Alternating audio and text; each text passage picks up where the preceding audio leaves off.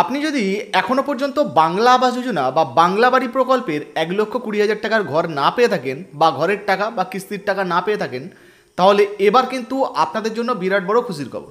মুখ্যমন্ত্রী মমতা বন্দ্যোপাধ্যায় এই মুহূর্তে বাংলা বাড়ি দেওয়ার জন্য নতুন ঘোষণা করেছেন। গত যে জনসভা হয়েছিল ওই জনসভাতেই যারা আবাস যোজনার ঘরের টাকা এখনো পর্যন্ত পাচ্ছেন না তাদেরকে কবে এই বাংলা আবাস যোজনার টাকা দেওয়া হবে সেই নিয়ে কিন্তু নতুন ঘোষণা করেছেন। তো চলুন আবাস যোজনার টাকা দেওয়া নিয়ে তিনি কি ঘোষণা করেছেন, কবে আপনি টাকা পাবেন, চলুন এক এক করে আপনাদেরকে দেখিয়ে দিই। আজকে পরিযায়ী বাড়ি গ্রামীণ আবাস যোজনা আমাদের সরকারের সময় আমরা প্রায় 47 লক্ষ বাড়ি দিয়েছি। তারপরে গত বছর এই শেষ হলো আমরা 12 লক্ষ নতুন বাড়ি আবার দিয়েছি। আগামী ডিসেম্বর মাসে আরও 16 লক্ষ লোকের বাড়ির লিস্ট আছে।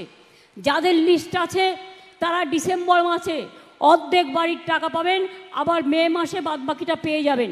তাহলে কত হলো? আরও 16 লক্ষ হয়ে গেল। তারপরে যারা পড়ে থাকবেন তাদের লিস্ট রেখে দেবো, আস্তে আস্তে 6 মাস পর পর লিস্ট দেখে দেখে করে দেবো। চিন্তা করবেন না, কেউ বাকি থাকবেন না বাংলায়। অন্তত 1.5-2 কোটি মানুষের এরকম অবস্থা আছে। কিন্তু মনে রাখবেন অলরেডি 47, 12 প্লাস 16, 16 আর 12 28, 28 আর 47 কত হয়? 28, 40, 68, 68 আর সাথে কত হলো মেয়েরা?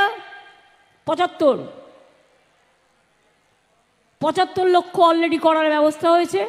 বাদ বাকি যেটুকু আছে সেটুকু আস্তে আস্তে আমরা করে দেবো। এটা তো শুনতেই পেলেন বন্ধুরা, বাংলা আবাস যোজনার যে টাকাটা মূলত এখনো পর্যন্ত যারা পাচ্ছেন না তাদের প্রত্যেককেই কিন্তু বাংলা আবাস যোজনার বাড়ি বানানোর জন্য 1,20,000 টাকা করে দেওয়া হবে।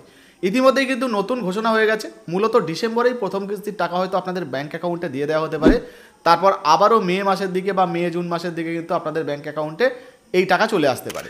আর তাছাড়া এখনও পর্যন্ত যারা এই বাড়ির টাকা পাচ্ছেন না তাদেরকেও কিন্তু ইতিমধ্যে সান্ত্বনা দেওয়া হয়েছে।